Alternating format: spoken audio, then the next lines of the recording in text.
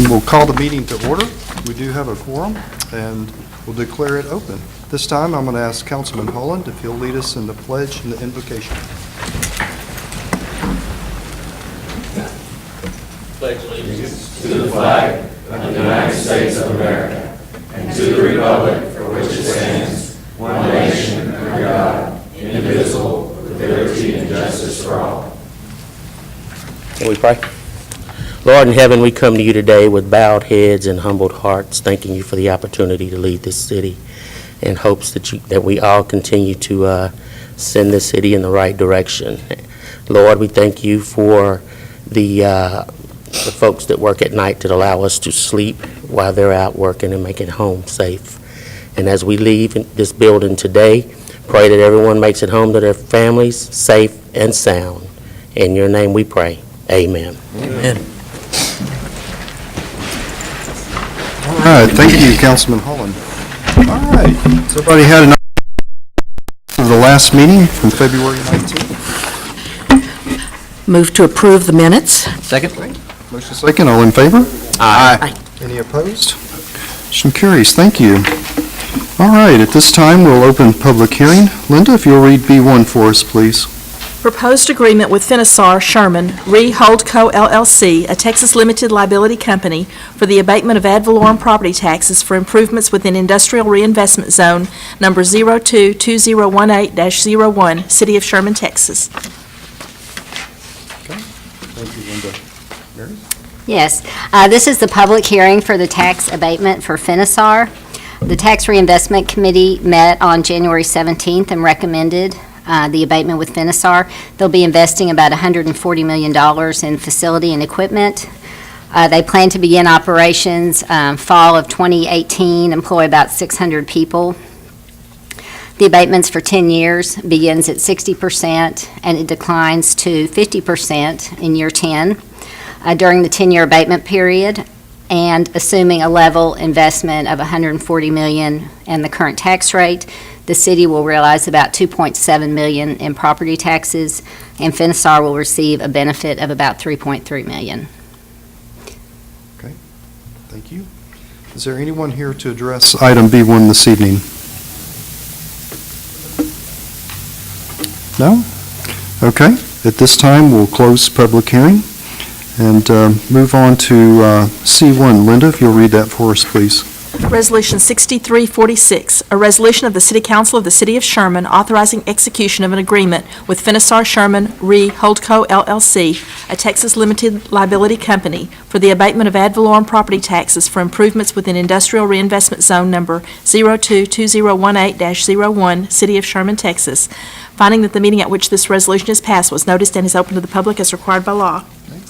Thank you, Linda. Yes, this is the resolution approving the tax abatement for Finisar, and we are asking the council to approve the agreement. Okay, thank you. Council, any questions on this item? No? Okay, can we get a motion? Move to approve as written. Thank you, Josh. Second. Motion is second, all in favor? Aye. Any opposed? Motion carries, thank you. All right. Item C2, Linda, if you'll read that for us. Resolution 6347, a resolution of the City Council of the City of Sherman authorizing execution of an economic development program agreement with Finisar Sherman Re Holdco LLC, a Texas limited liability company, for the grant of incentives pursuant to Chapter 380 of the Texas Local Government Code. Finding that the meeting at which this resolution is passed was noticed and is open to the public as required by law. Okay, thank you, Linda. Yes, by law, a tax abatement may only last for 10 years, including extensions. So we grant additional incentives after the tax abatement period expires. This one is for a Chapter 380 agreement giving Finisar an additional 5 years. The abatement is based on their percent of taxes paid. So after they pay their taxes for the year, we rebate back a percent of taxes. This agreement calls for 45% in year 1. It declines to 35% by year 5. Gives them a total incentive package of 15 years total with the abatement agreement and the 380. Yes, absolutely. So the 2.7 million that the city would realize to that does not include this additional 5 years? It does not include the additional 5 years. And I'm not asking you to tell me what. Right. Put you on the spot there, but- Oh, no problem. The additional 5 years is about 3 million total in property taxes. The city realizes about 1.8 million of that, with Finisar getting the benefit of about 1.2 million.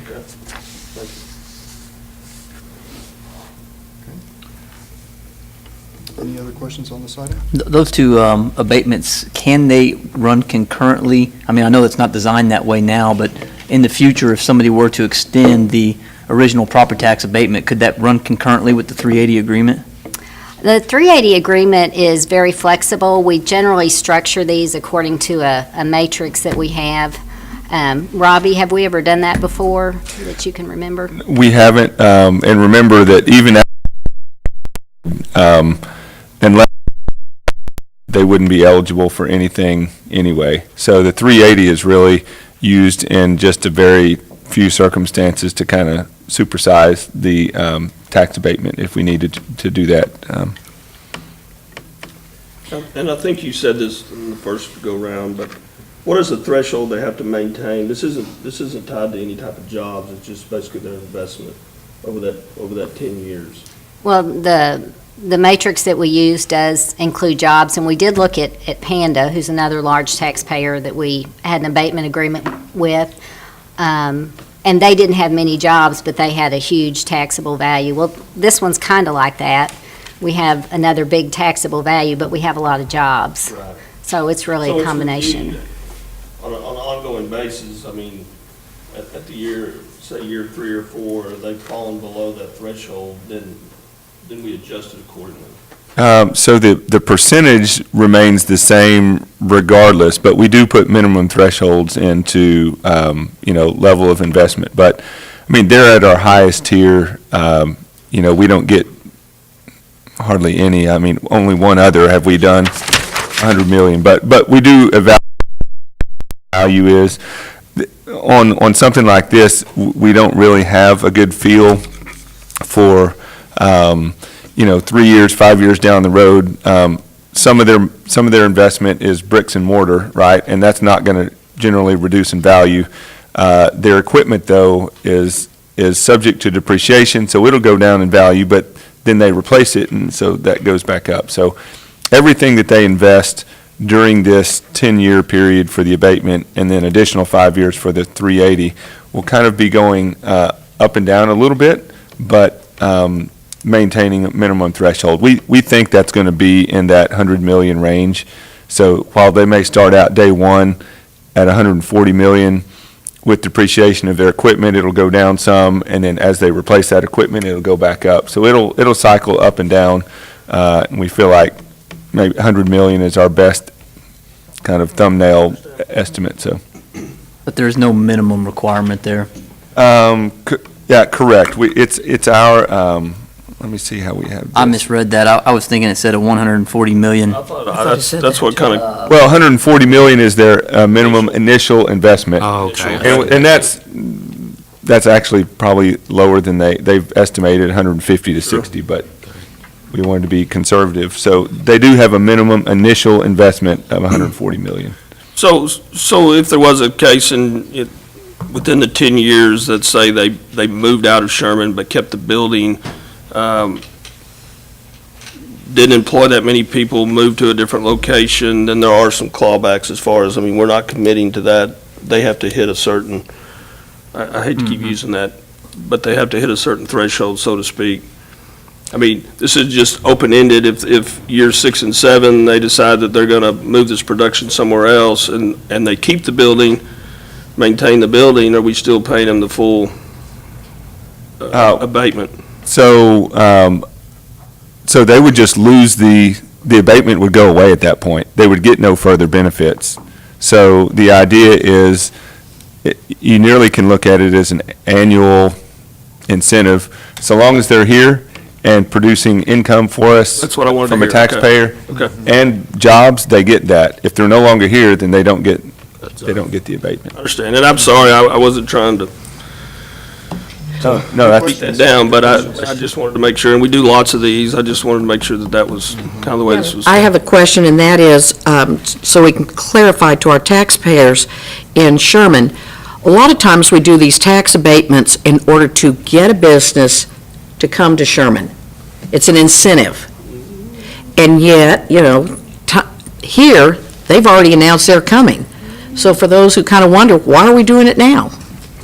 yeah, so, yeah, that's a fair question. So the idea is, an abatement, the reason it's 15 years, 10 years abatement, 5 years of a 380 agreement is, that's an incentive for a business to stay here once they're here. I got you. Right, so Sedco helps get them here, and then us too with an agreement like this. But Sedco's economic incentives generally play out after the first 2 or 3 years, so they're kind of front-loaded. These are loaded for the entire term of 15 years. So the idea here is that if in years 7, 8, 10 they're on the bubble about things, having this economic incentive would help keep them here and have these people employed and them continue to invest here while they have this incentive in place, so.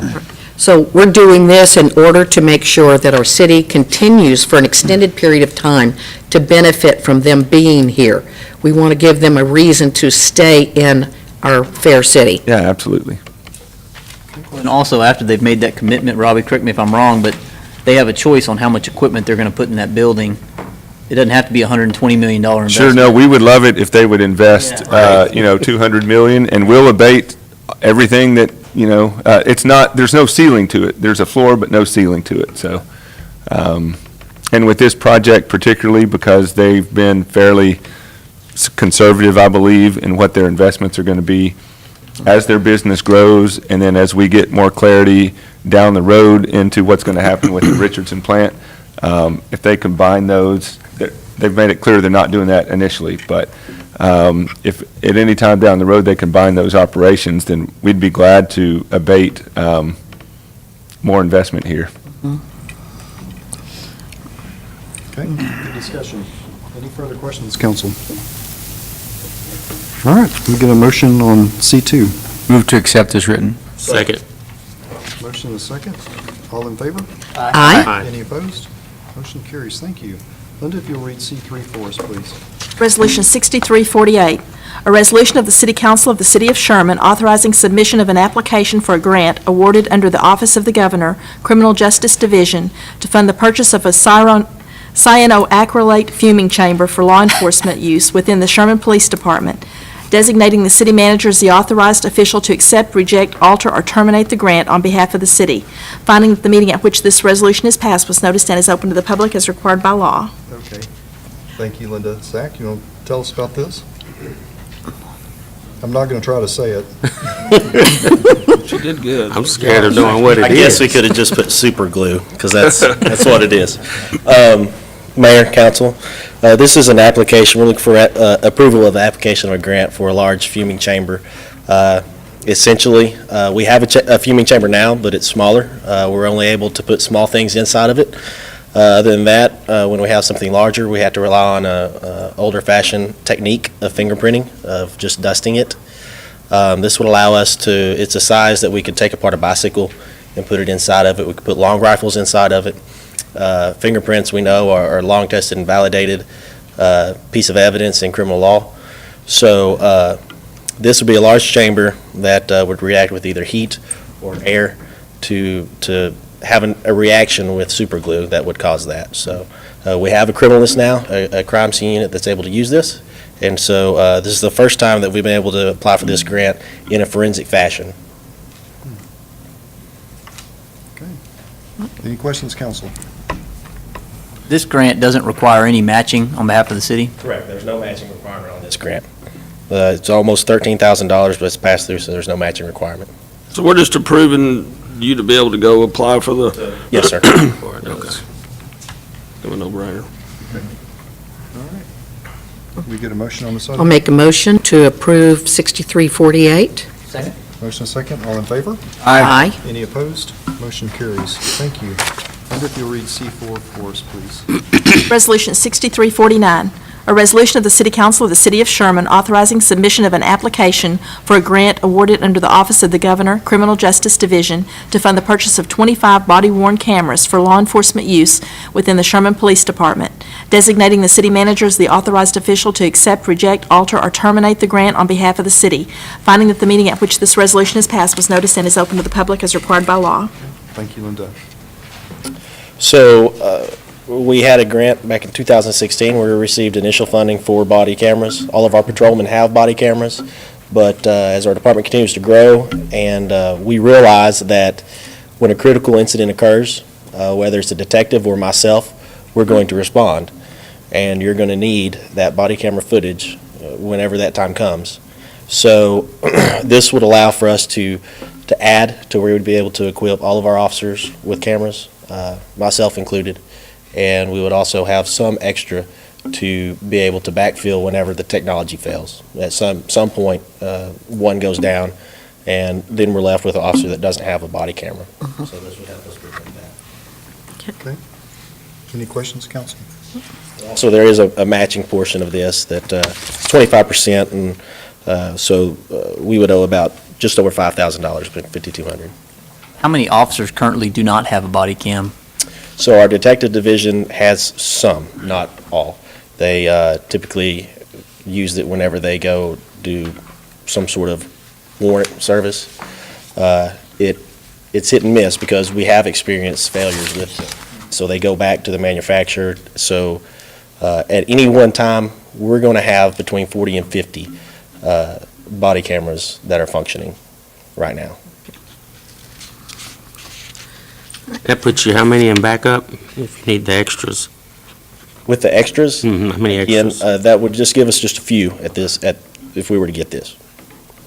However, for myself, for instance, I would rather a patrolman have one than me. So right now, that's how we would handle that is an administrator would give theirs to patrolmen to make sure that we always have that portion covered. Okay.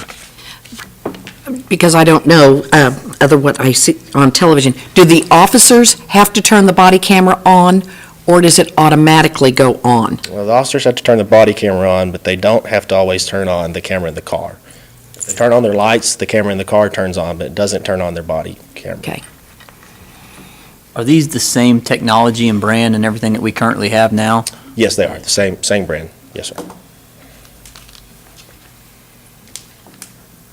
And I'll make a motion that we approve 6349. Okay. Second. A motion and second. All in favor? Aye. Thank you, Chief.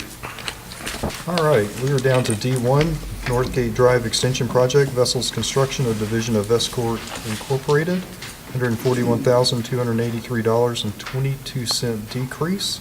Clint? In November and actually came in over budget because of the construction schedule of the fire station. We went ahead and awarded the project and then immediately looked at ways to save some money to get it back in line with what our initial budget was.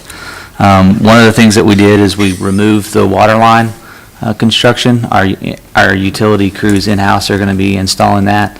And then the other was a significantly large head wall that we were able to extend the box culvert and use basically side slopes to reduce the size of that, which was another significant savings.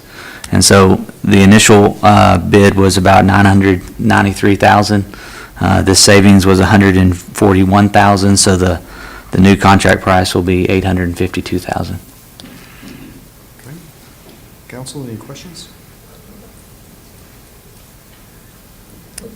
Make a motion to approve. Second. Motion and second. All in favor? Aye. Any opposed? Motion carries. Thank you. Thank Mayor, you, who Clint. was the second? Thank you. Great job on that one. Thank you. We like seeing those. Yeah, we do. Keep an eye on this one. All right, Linda, if you'll read E1 for us, please. Setting the public hearing on a proposed amendment to an agreement with Texas Instruments Incorporated for the abatement of ad valorem property taxes for equipment within Industrial Reinvestment Zone Number 042013-1, City of Sherman, Texas. Okay, thank you. Mary? Yes, this is a request to set a public hearing on the extension of a tax abatement agreement we currently have with Texas Instruments. The abatement is on some equipment that is just warehoused at the Sherman facility. The original agreement is for about $10 million in equipment. It's 55% abatement for 5 years. We want to extend another 5 years to make it a total of 10, which is statutorily all we can do at this time. So we'd like to set a public hearing. Okay, and that would be March 19th. Yes. Yes. Okay, very good. All right, council, any questions? So in this case, it would be based on the $10 million threshold of equipment. Right, So and that would be, again, an annual, it is, the value of the equipment on the tax roll has varied a little bit more widely than it would if it was regular manufacturing equipment, because they bring the equipment here, they warehouse it, they may repurpose it in Sherman, they may send it to another facility, they may liquidate it. always. So it's kind of gone up and down a little bit, But this will be based on the $10 million. yes. Okay. Make a motion to approve? Okay, Second? motion second, all in favor? Aye. Any opposed? Motion carries, thank you. All right, we are down to E1. We'll receive a presentation from City Manager Robbie Hefton on the City of Sherman's Employee Health Insurance Program.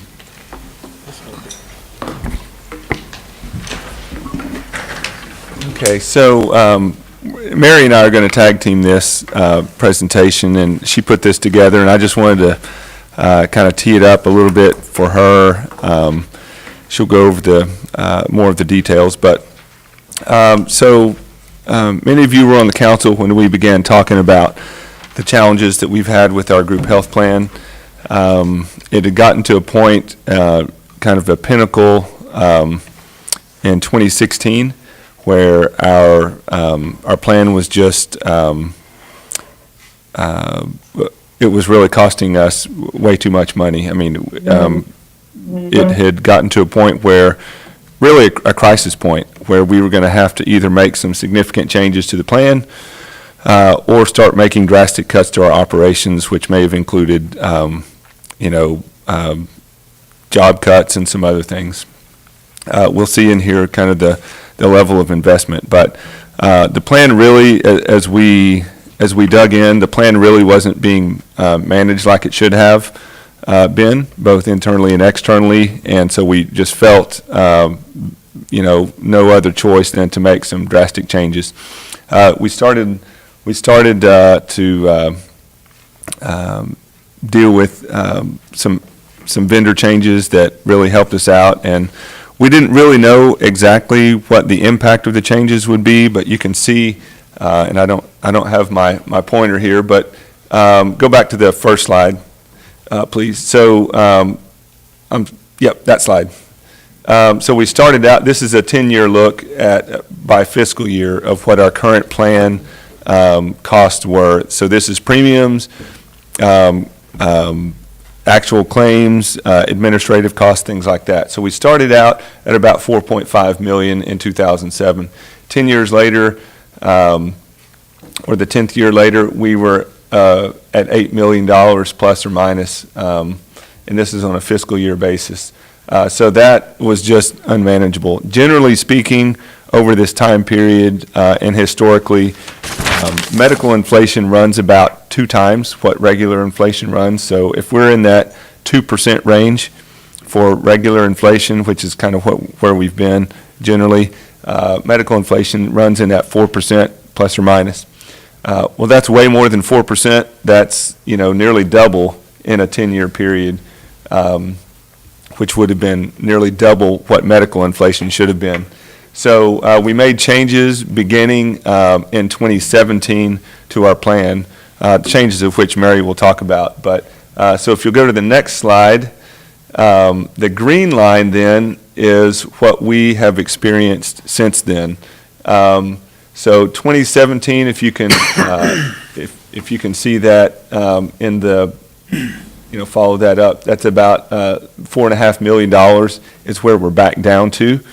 And in 2017, we didn't even have all of the changes implemented to the plan. I mean, some of them were implemented towards the end of the year, so we don't have, 2017 didn't have a full year's impact reflected.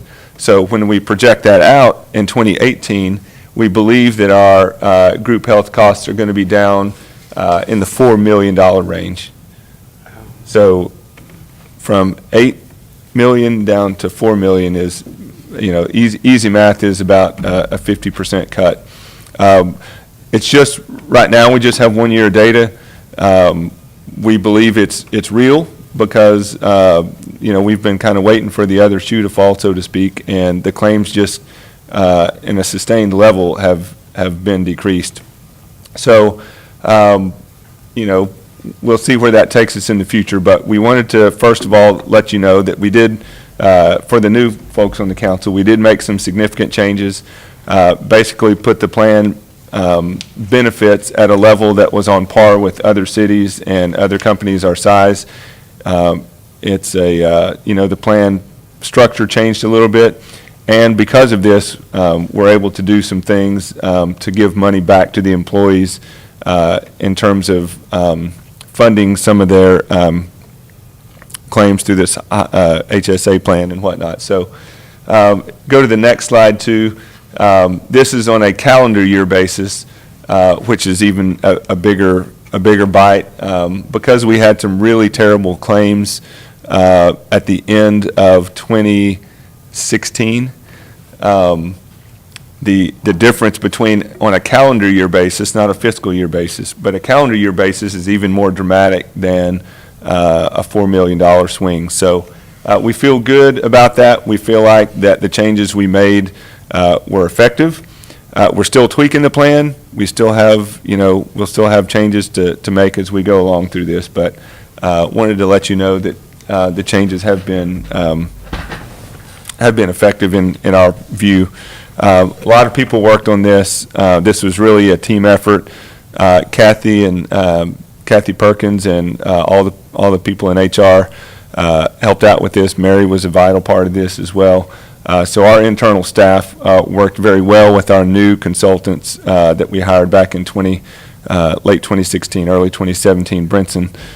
So we continue to monitor this. We continue to evaluate, the tweaks that we need to make. So we do feel like it's been a good thing for us. And I'll let Mary pick up from here and kind of tell you more specifically kind of some of the things we did looking back and then looking forward to what we can expect. Okay, here's, you wonder how we cut that much out, and Robbie and I are still amazed at what happened, and even our consultants did not see, they did not estimate the savings at the rate that we experienced it, so we're very pleased with the result. How we did it, what we did, the plan design is different. We have a high deductible plan now with a flexible spending account. The employees receive telemedicine at no charge to them. They can pick up the phone and talk to a doctor, get a prescription called in. In a 7-month period in 2017, there were 255 visits to a doctor over the phone, and we look at that and think, we save the employee money, we save the plan money. It's just a win-win. Another part of the plan design and the structure we have is we have contracts with the local facilities, and some of those have been renegotiated. We also offer the employees a lower deductible if they go to these what we call exclusive providers, our local facilities. So it's a win-win for the employee and for us also, because it helps the plan and they also save on their deductible. Another thing we did is we kind of broke the plan apart.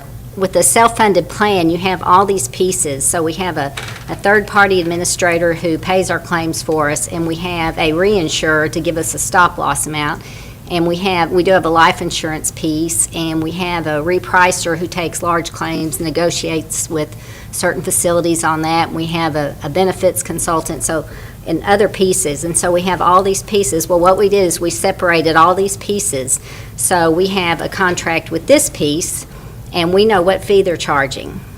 And we have a contract with this one, and we do business with this one and this one. So if we can get superior benefits or more favorable pricing, we can take this guy out and put in the new guy or the new vendor. And that saves us money. It gives us some flexibility. It gives the the employees a better experience because we can go with the superior product instead of having maybe an insurer or a carrier or a consultant at the middle, and they're all feeding into him. It's us. We're controlling the plan now. And you can see how that helped us from the previous graph, how that's helped us control costs. Another thing that we did was we have a pharmacy consultant now who's helping us smartly manage that part of the plan. There's things we ought to be making sure our employees get, and there's things that are not smart. And it's such a rapidly changing environment in pharmacy that we needed some help with plan design with pharmacy. We also have been able to help the employees with their HSA funding, and in effect, it really lowers their deductible. In 2017, we gave them $500. In 2018, they got $650, and that's money for them to keep in their HSA. Even if they left the city, that money would be theirs. If they don't use it on healthcare costs, they can use it for vision or eyeglasses or other things they might need. They can let it accumulate year after year, and that balance can get as big as they'd like it to get. They can contribute pre-tax out of their paycheck. And so someone's like in the 15% tax bracket. I won't get too taxy on this, but so 15% tax bracket, then it's pre-Social Security also. It's like getting a 22% discount on your medical bill if you use these HSA dollars for those medical costs. So it helps the employee, gives them some some ownership over their healthcare dollars spent. What we also did was we made sure that our plan was in line with other plans for similar-sized employers and for government. So Let me Yes. jump in there too. While we just have 1 year of claims experience here to go on, if the claims in 2018 perform like we believe they will, our goal would be to contribute even more to the employees than we did this year. So contribute more in 2019. So we've ramped it up from $500 to $650. I don't know what that number could be, but our goal is to, as much as possible, ease the burden to the employees and their families for this. So we would expect that we would be able to contribute. My goal would be to contribute even more than the $650 if 2018 pans out like we think it will pan out. The other thing that we were able to do was year one of this plan, we had a middle-of-the-road deductible, high deductible. In this high deductible plan, compared to our peers, we had a middle-of-the-road deductible. For our local facilities, TMC, Wilson and Jones, I nearly said Medical Plaza. Heritage It's Park. Heritage Park. Medical Plaza dates me about 40 years. We actually lowered that deductible to the lowest deductible that's allowable under IRS regulations, $1,350. So we lowered it from $3,700 to $1,350 for those facilities, which, a majority of people who are going to need care are going to go to those facilities. Some of the more complicated things go to Dallas, but so we did two things during 2018 that helped share the benefit that we got. One was lowering the deductible. Second was contributing more to the HSA. So we hope that it'll be a great thing. If we're able to do more, it'll be because the plan is performing like we project it performs for 2018. So we're excited about that. And as we told the employees when this first started, we absolutely have to make these changes, but we'll evaluate the performance of the plan, and as we do, we'll share the good performance of the plan with the employees when that's possible. So that's what we're doing. That's right. Thank you for adding that. That's a great point. So we kind of touched on this ongoing. This isn't something that's a one and done, that we're done and the plan's going to be on automatic pilot. This will always be something that we will have to manage, but we are committed to providing quality health care for the city's employees.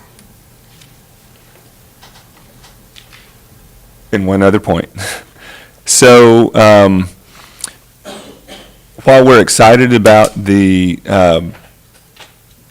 changes that this has made for us financially, there was a hole that we had to dig out of, actually, because this went for, I mean, if you look at that first graph, all those years that those rates or those expenses were climbing were years that we had to prop up the fund, and we got in a financial hole in our group health plan.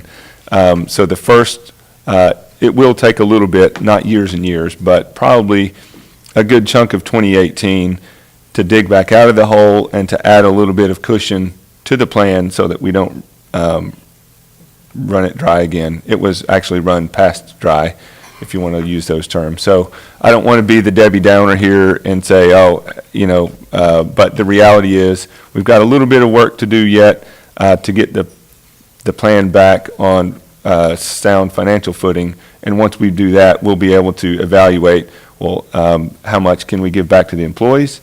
And what effect does that have on our budgeting overall going forward? So all of it's great, great, great news with a little bit of caveat that we're still got a little bit of work to do, tweaking the plan, both financially and from a design standpoint. So we thought this was good news. We'll talk more about it during the budget planning and workshop process that's coming up over the next few months, but thought it was important to share all that with you. Great, thank you. Council, any questions on the presentation? Good work. Sure. All right, we are down to citizen requests. Is there anyone here to address the council this evening? No? Okay. Media? Okay. You okay? Okay. All right, council comments. I think I started with Josh last time. I'll start with you, Councilman Holland. Great job with the staff and the insurance, and hopefully everything works out great for you guys as it goes along. It's lots of hard work. Thank you. I'm sure. Yeah, I will mimic that. That's a fantastic job, tremendous amount of savings, and I know a ton of work went into that. And I remember the position we were in last year, right when I came on, and this was the topic of discussion. And so you guys have all pulled together, and you know, the way it looks is, like you said, we're coming out of the hole on that thing. So Right. that's tremendous. Again, it was Mary and Kathy were the point people on that, but Zach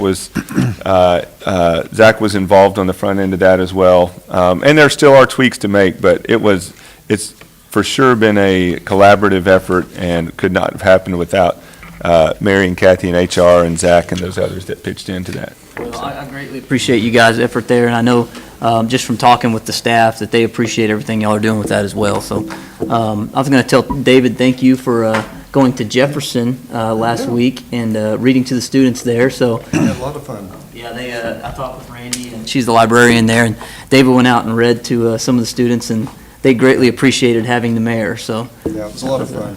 pretty neat. And I encourage all of y'all to get involved in mentorships and other things in our elementary schools. Great, we have some great students in our city. And I want to take a moment to remind you, as if you don't know, tomorrow is Election Day. If you've not already taken advantage of early voting, then please do go out tomorrow and vote, because every vote does count. No comments. No comments. All right.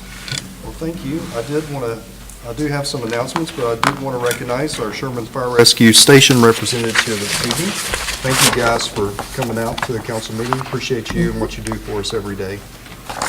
All right, announcements today. Sherman Parks and Recreation has two great Easter events coming up with a flashlight egg hunt on Friday, March 23rd, and Extravaganza, that's EGGS, on Saturday, March 24th. Both events will be held at Pecan Grove Park, so if you've got young ones, please check out Facebook for all the information. Also, on Saturday, March 24th, the Sherman Celtic Festival will hold its second annual gathering. The event will run all day at Texoma Home Health, and we once again expect a crowd of thousands, so make plans to come out and see us. Be sure to plan ahead for Craft the Night Away on Saturday, April 7th. Sherman Downtown Now has another great event in store this year, with dozens of breweries expected to attend. Sounds like a fun event. All right, so no executive session tonight. Do we have So a, I make a motion that we adjourn. thank you. Motion second, all in favor? Aye. We are adjourned. Did I miss it, or did he, Absolutely. about that one?